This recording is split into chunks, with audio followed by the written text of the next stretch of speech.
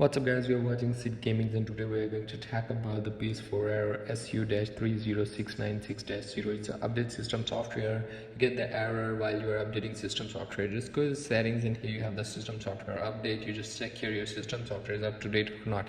If not updated and you get the error, you just turn it off your PlayStation 4 and you have a USB, then you just go to the PlayStation.com and download an update file, put it into USB, then connect your USB to the PlayStation 4 and then go to the save mode.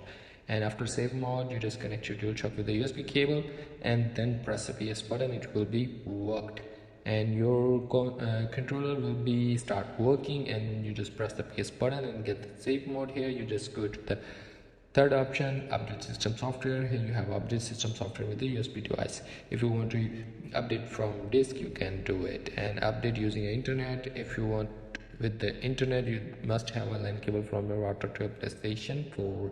And after updating your system software, just get back to your PlayStation home menu and just check the system software update.